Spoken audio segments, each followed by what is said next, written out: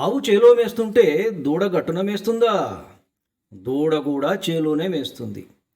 ఏ గూటి చిలక ఆ గూటి పలుకే పలుకుతుంది. వాడచ్చం వాళ్ళ నాన్న చేసినట్లే చేస్తాడు. ఆ తినటం కానీ, కూర్చోవడం కానీ, పడుకోవడం కానీ, ఇట్లాంటి మాటలు పసిపిల్లలు ఉన్న ఇంట్లో మనం వింటూ ఉంటాం.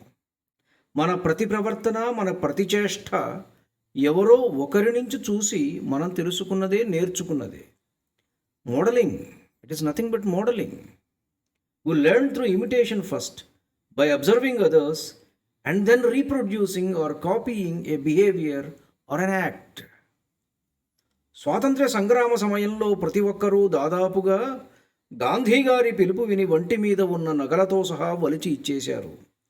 ప్రాణాలను తృణప్రాయంగా ఎంచి దేశం కోసం ధారపోశారు. ఆ రోజున తనకున్నది ఎదుటివారికి ఇవ్వడం ఒక ఆదర్శం. అలా చాలా విలువలు సమాజంలో ఉండేవి. మరి ఈరోజు ఎదుటివాడి వద్ద నుండి తీసుకోవడం ఆదర్శం. ఎంత సంపాదిస్తున్నావు, ఎంత ఎన్మాస్ చేస్తున్నావు, how best you can siphon out the money from the pockets of the people. ఇదే కదా సక్సెస్ ఫార్ములా మనకు. And how to do it, ఇవే కదా మనం బోధించేది. సమాజం చెడిపోయింది, లంచగొండితనం పెరిగింది, స్త్రీలకు రక్షణ కరువయ్యింది అని వాపోతున్నాం. ఎందుకు ఈ తేడా? ఆ రోజులలో పౌరులు ఎవరిని ఆదర్శంగా తీసుకున్నారు, ఈ రోజుల్లో ఎవరిని తీసుకుంటున్నారు? ఒక రాముడినో, హరిశ్చంద్రుడినో, ఒక ధర్మరాజునో, దానం విషయంలో కర్ణుడినో, వీరుల గాథలు విని వారిలాగా ఉండాలని వారినో ఆదర్శంగా తీసుకునేవారు. వారి కథలు విని వారిలాగా ఉండడానికి ప్రయత్నం చేసేవారు. ఊరూరా హరిశ్చంద్ర నాటకాలు, పట్టాభిషేకాలు, శ్రీరామ పట్టాభిషేకాలు, లేకపోతే మహాభారతానికి సంబంధించిన కథలు, భారత కథలు, ఇవన్నీ ఊరూరా అందరూ వింటూ ఉండేవారు. వారే వీరి మనస్సుల్లో ఆ రోజున స్థిరపడేవారు. మరి ఈరోజు పరిస్థితి ఏంటి? ఆ రోజుల్లో ఇంకోటి కూడా ఉందండోయ్. ప్రొఫెసర్ మ్యాక్స్ ముల్లర్ అనే ఆయన India what it can teaches అని ఒక పుస్తకం రాశాడు. ఆ పుస్తకం ఏమిటంటే భారతదేశానికి వచ్చే సివిల్ సర్వెంట్స్కి భారతదేశం గురించి అవగాహన కల్పిస్తూ ఆయన ఇచ్చిన ఉపన్యాసాల సంకలనం ఆ పుస్తకం. దాంట్లో ఈ మాట అంటాడు, a dishonoured cheque is hardly known in India. చూడండి, a dishonoured cheque is hardly known in India. ఇవాళ చెక్ బౌన్స్ కేసులే చాలా వరకు ఉన్నాయి కోర్టుల్లో. పేపర్ల నిండా అప్పు ఎగ్గొట్టిన వార్తలే.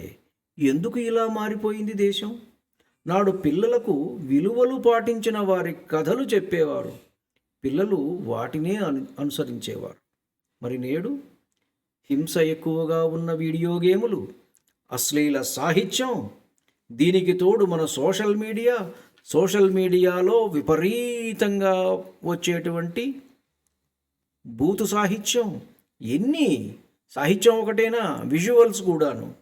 At a click of A button ఎక్కడ పడితే అక్కడ లభ్యం అవుతున్నాయి. టీవీలలో ప్రకటనలు చూద్దాం. స్త్రీ కానీ పురుషుడు కానీ నల్లగా ఉంటే ఆత్మన్యూనత. ఓయ్, నువ్వు నల్లగా ఉన్నావు, తెల్లగా మారడానికి ఇన్ని వారాల్లో మారుతావు, మా క్రీమ్ వాడు. ఇది ప్రకటన.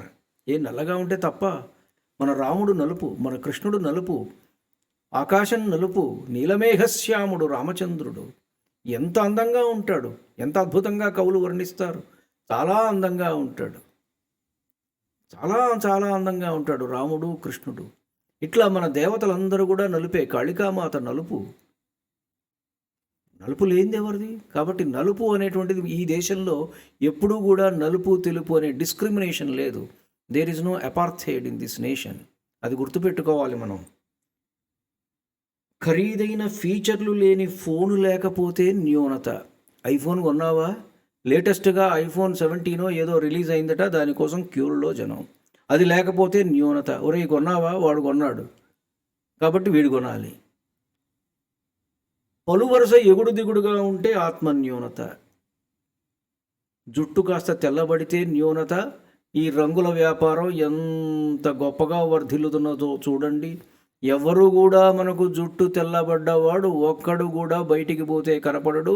80 ఏళ్ల నుంచి 90 ఏళ్ల నుంచి అందరూ కూడా అందరూ చక్కగా జుట్టుకి మంచిగా పెయింట్లు వేసేయటమే, నల్లగా నిగనిగలాడుతుంటాయి, 9 రెక్కల ముంగురులే అని పాటలు పాడుతూ ఉండటమే. తెల్ల జుట్టు వెతికినా కనపడదు.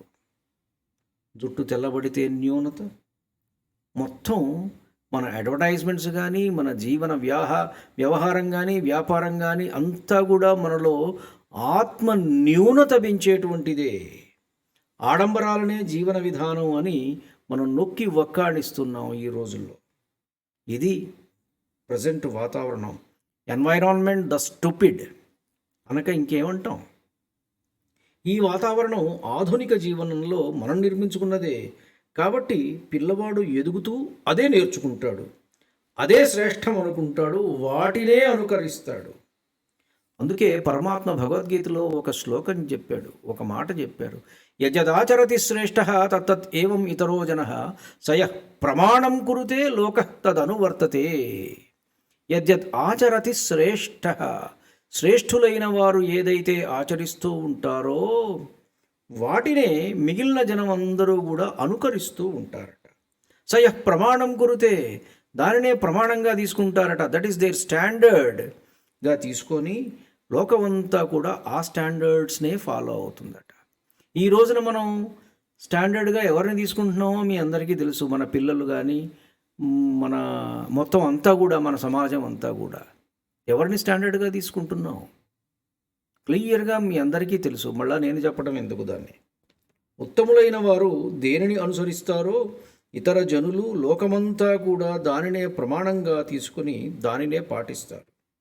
నాటి పిల్లలకు శ్రీరామనవమి పండుగ అయితే నేటి పిల్లలకు వ్యాలంటైన్స్ డే పండుగలాగా అందుకే కనపడుతున్నది. కాబట్టి ఈ ఎన్వైరాన్మెంట్ని మార్చుకోవలసినటువంటి బాధ్యత మన మీద లేదా? ధన్యుణ్ణి. నమస్కారం. మీ ఉటుకూరు జానకి రామారావు.